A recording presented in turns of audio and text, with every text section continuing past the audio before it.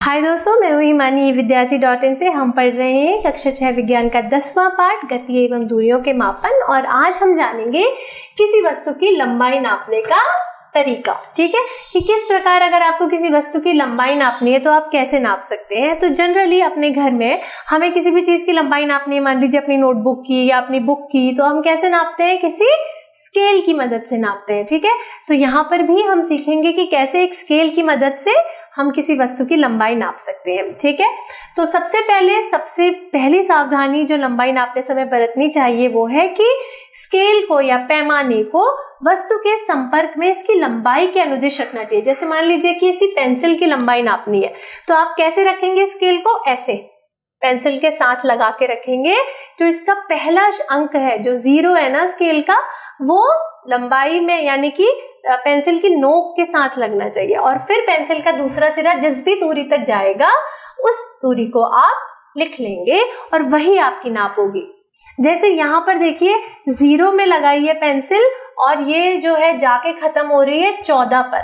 ठीक है, तो यानी कि 14 पर खत्म हो रही है, इसलिए पेंसिल की लंबाई कितनी हो जाएगी? 14 सेंटीमीटर हो जाएगी। ठीक है, तो ये बहुत जरूरी है कि आपको वस्तु का एक सिरा जो है वो 0 पर लगाना है अपने स्केल के, और दूसरा सिरा उस अंक को लिख लेना है जहां पर तक कि उस वस्तु के दूसरा छोर पहुंच रहा है। ठीक है, जैसे पेंसिल का एक छोर 0 पे लगा है तो दूसरा छोर जो है वो 14 पर आ रहा है, तो इसका मतलब क्या है? पेंसिल की लंबाई कितनी हो जाएगी? 14 सेंटीमीटर हो जाएगी। ठीक है, लेकिन अब यहाँ पर देखते हैं कि यहाँ पर देखिए जैसे आपको नापना है, तो यहाँ पर भी अगेन इन्होंने क्या किया है कि जो पहला सिरा है स्केल का वो कहां पर लगाया है? 0 से सटाकर लगाया है। ये 0 है, 0 1 2 3 4 5 6, ये चित्र आपकी किताब में भी है, तो वहां से भी आप समझ सकते हैं।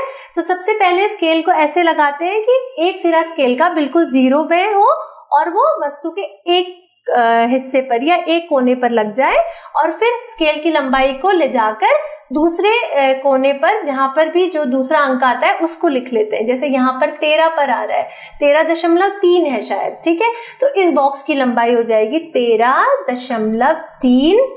क्या इसके आगे मात्रक लिखना बहुत जरूरी है? 13.3 लिख के नहीं छोड़ सकते, इसके आगे हमें 13.3 सेंटीमीटर भी लिखना पड़ेगा। ठीक है, तब जाके सेम ही मैं इसको शॉर्ट फॉर्म में लिख रही हूँ, तो इसका मतलब क्या है? 13.3 सेंटीमीटर है इसकी लंबाई। अगर आप 13.3 लिख के छोड़ देंगे तो समझ नहीं पाएगा कोई कि 13.3 क्या है, सेंटीमीटर है, मिलीमीटर है, क्या है, किलोमीटर है। ठीक है, तो स्केल के साथ मात्रक भी लिखना आपको बहुत जरूरी है, मान और मात्रक दोनों लिखेंगे। ठीक है, तो इस प्रकार से ये जो हमारा स्केल होता है इसमें जो 0 का अंक होता है, यहाँ पर आप वस्तु का पहला छोर रखेंगे और फिर वस्तु की लंबाई के हिसाब से वो स्केल के जिस भी अंक पर आकर रुकेगी वो आपकी वस्तु की लंबाई की नाप हो जाएगी। ठीक है, अब चलते हैं आगे।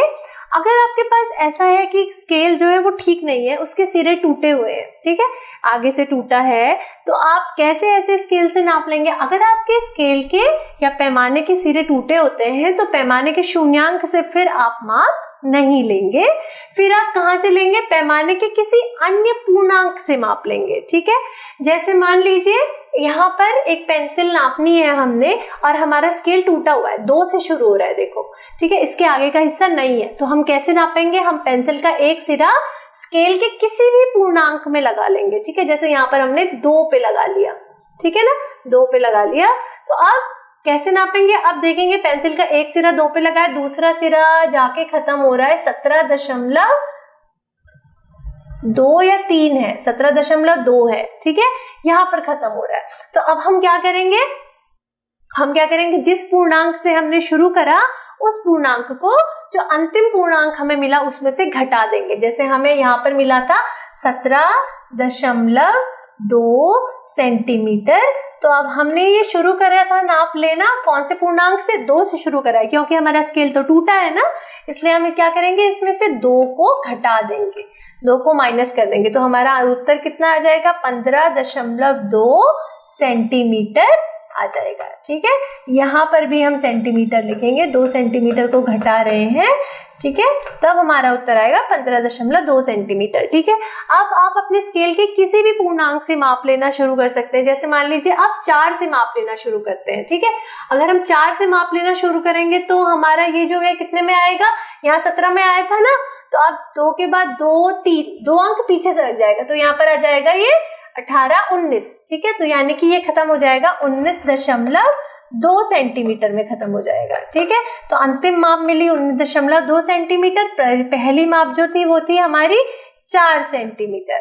ठीक है, अब इसको घटा देंगे तो उत्तर कितना आएगा, फिर से 15.2 सेंटीमीटर। ठीक है, तो यानी कि हमारी पेंसिल की लंबाई कितनी है, 15.2 सेंटीमीटर है। तो अगर टूटे स्केल से नाप लेनी है तो इस तरीके से लेंगे। ठीक है, टूटे वाले हिस्से से आप माप लेना शुरू नहीं करेंगे, किसी भी पूर्णांक से शुरू कर सकते हैं। ठीक है ना।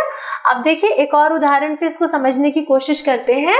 अगर एक सिरे का पाठ्यांक 1 सेंटीमीटर और दूसरे सिरे का पाठ्यांक 14.3 सेंटीमीटर है तो वस्तु की लंबाई कितनी हो जाएगी। जैसे मान लीजिए किसी वस्तु की लंबाई यहाँ पर नापनी है, ये 0 से शुरू नहीं कर रहे हैं, ये 1 से शुरू कर रहे हैं। ठीक है, 1 से शुरू कर रहे हैं और अंतिम जो पूर्णांक है वो 14.3 पे आ रहा है, तो वस्तु की लंबाई कितनी हो जाएगी, अंतिम पूर्णांक में से प्रथम पूर्णांक को घटा देंगे, तो 14.3 में से 1 को घटा देंगे तो उत्तर आएगा 13.3।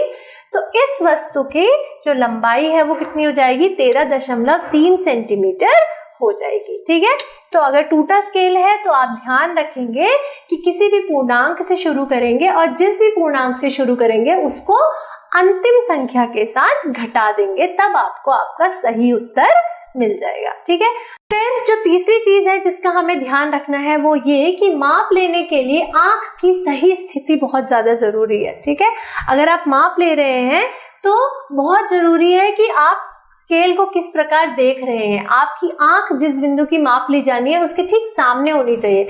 ठीक है, मान लीजिए यहाँ पर माप लेनी है तो आपको इस तरह से देखना है सीधे, ये तरीका भी गलत है और ये तरीका भी गलत है। ठीक है, तो आपको जिस भी बिंदु की माप लेनी है उसको सीधे देखना है, आपकी आंख उसके ठीक सामने होनी चाहिए, तब आपकी माप जो है वो एकदम ठीक आएगी। तो आज हमने जाना कि किस तरह से पैमाने की मदद से या स्केल की मदद से वस्तु की लंबाई नापी जाती है। अगले वीडियो में हम जानेंगे कि किसी वृत्ताकार वस्तु की लंबाई अगर नापनी हो तो हम किस प्रकार नाप सकते हैं। तब तक के लिए keep watching and do subscribe. Thank you so much. Bye.